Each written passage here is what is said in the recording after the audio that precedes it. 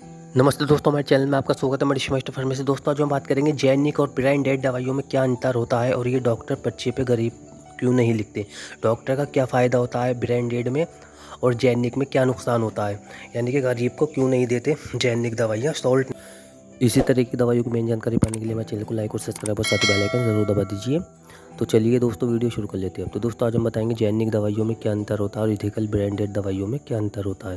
तो इसकी पूरी जानकारी इस ऑडियो रिकॉर्डिंग में आपको मिल जाएगी। आप ये पूरी ऑडियो रिकॉर्डिंग सुने तो आपको इसमें सारी मेडिसिन्स के बारे में मालूम चल जाएगा।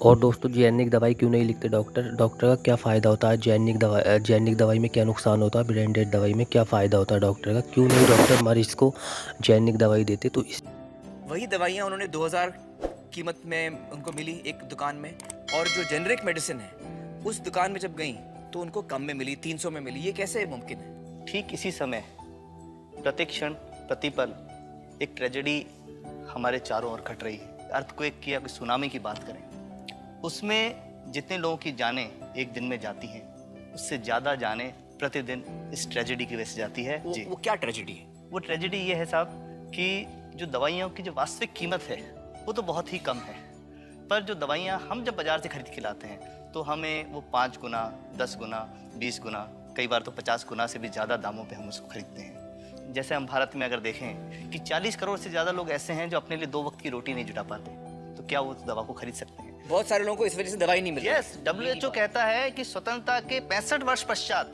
आज भी 65% of the Indian population lacks regular access to essential medicine. जो मेन दवाई है, जो आवश्यक दवाइयां हैं, वो उन तक नहीं पहुंच पाती रकम की वजह से।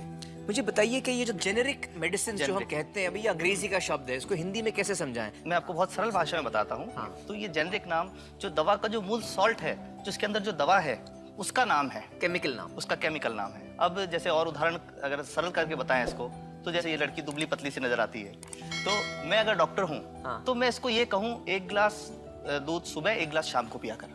पर चिकित्सा के व्यवसाय में दुर्भाग्य से हमारे देश में ऐसा नहीं हो रहा। हम ये नहीं कहते कि आप भैंस का दूध लेके आइए, हम कहते हैं कि वो रामू की भैंस का दूध लेके आना। यही ब्रांडिंग है। ये जब उसकी दुकान पे जाती है, वो कहता है 500 रुपए लीटर है, लेना है कि नहीं लेना। तो जो 30 रुपए की चीज़ है वो 500 रुपए में मिलती है। तो अगर मैं डायबिटीज़ की दवा ले रहा हूँ और अगर मैं ब्रांडेड दवा लेता हूँ तो मुझे कितने की पड़ेगी? जैसे एक 117 रुपए में भी है, 117 रुपए में मिलती है। अब और अगर वही चीज़ हम उसके जेनेरिक मेडिसिन के नाम से लें तो वो कितने की बनती है? वो मात्र 1 रुपए 95 पैसे में 10 गोली मिलती है।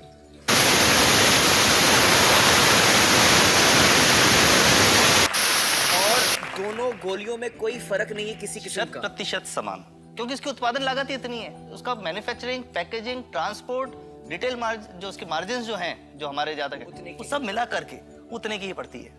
कुछ कैंसर के मैं आपको उदाहरण दूंगा, उसमें एक ही दवा जो ब्लड कैंसर के काम में आती है, बाजार में 1.25 लाख रुपए का एक पैकेट मिलता है। 1.25 लाख का एक पैकेट जो 1 महीने चलता है। और जेनेरिक में वही दवा जेनेरिक में अलग अलग कंपनीज जो बनाती हैं, एक 10,200 में बेचती है, एक 8,800 में बेचती है और एक 6,500 में बेचती है। मतलब ये आपका ये कहना है कि आपके ये प्रयास से इतने कम में राजस्थान में पब्लिक को, आवाम को ये दवाएं पहुंचा रहे हैं आप इस वक्त? जी, क्या बात है।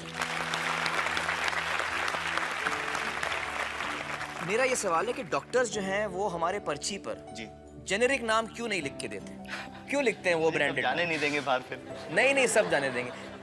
जब एक नया मेडिकल प्रैक्टिशनर जब प्रैक्टिस शुरू करता है, तो उसके पास जो कंपनी के जो मेडिकल रिप्रेजेंटेटिव्स होते हैं, सेल्स बढ़ाने का उनका काम होता है, मार्केटिंग प्रिंसिपल के हिसाब से सेल्स एजेंट होते हैं बेसिकली। फिर वो कहते हैं कि साहब आप हमारी जो दवा है यही लिखना, ये बहुत बेहतर दवा है, इससे मरीज ठीक होगा। और उनको डॉक्टर्स को लिखने के लिए उनको प्रेशराइज किया जाता है, उनको टेम्प्ट किया जाता है। तो ये इसमें बहुत बड़ा कारण है जो दवा की कीमत को उसकी वास्तविक कीमत से 5, 10 गुना, 20 गुना तक बढ़ा देता है। एक बहुत बड़ा कारण है, क्योंकि हमारे पास जब हम टेंडर करते हैं तो बहुत सारे कंपनी वाले आते हैं, जो भारत की जो सबसे बेहतर कंपनियां, जिसके भी नाम वो रेपुटेड कंपनियां जिनके नाम आप ले सकते हैं, वो सभी हमें वो उसको जो 70 रुपए की है उसको 2 रुपए में, 5 रुपए में दे रही है, 30 रुपए की दवा 2 रुपए में दे रही है। इतना ज्यादा फर्क तो कंपनी तो दे सकती है और देना चाहती है और हमें देती भी है इतनी कम दामों में, हमें दे रही है ना, ये संभव तो है। अच्छा, मैं आपको बताऊंगा कि भारत से हम लगभग 45,000 करोड़ रुपए की जेनेरिक दवाइयां प्रतिवर्ष विदेशों को निर्यात करते हैं। आप भेजते हैं दुनिया भर में जेनरिक ये जो सस्ती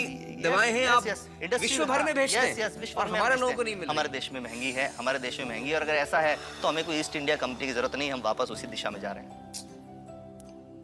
आपने जब ये शुरू किया तो आपको कोई रेजिस्टेंस फेस करना पड़ा? देखिए, जो प्रयास हम कर रहे हैं ये बेसिकली धारा के विपरीत बहने का एक प्रयास है जी। काफ़ी थ्रेट्स भी हैं क्योंकि इसमें माफियाज भी हैं, ड्रग माफियाज जो ऑपरेट करते हैं, और हम हमेशा ये बात कहते हैं कि हम 100 साल से भी पुरानी शोषण की व्यवस्था को बदलना चाहते हैं, पर हमने हमेशा डॉक्टर्स को दोषी नहीं माना जी।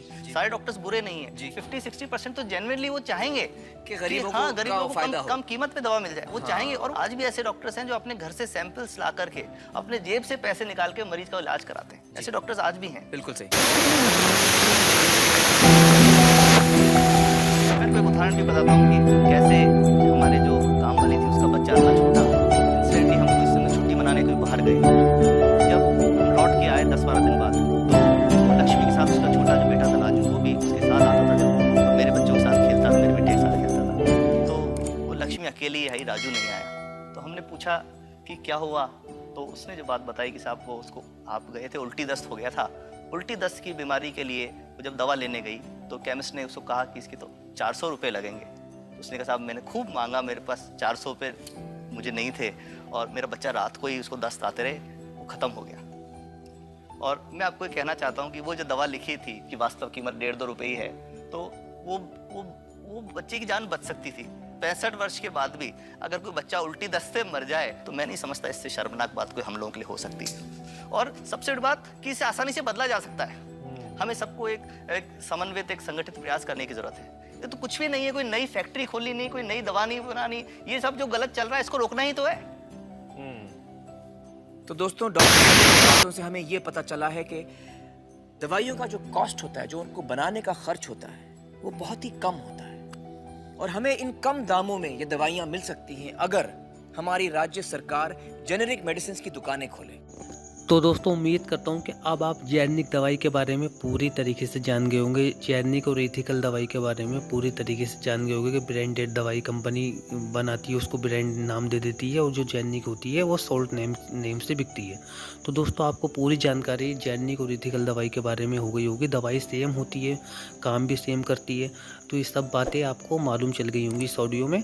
तो दोस्तों, इसी तरीके की दवाइयों की मेन जानकारी हिंदी में पाने के लिए हमारे चैनल को लाइक और सब्सक्राइब और साथ ही बेल आइकन ज़रूर दबा दीजिए। और कोई अगर आपका दवाई का सवाल है तो आप हमें कमेंट बॉक्स में लिख के पूछ सकते हैं, हम आपको इसकी पूरी जानकारी हिंदी में देंगे। धन्यवाद दोस्तों।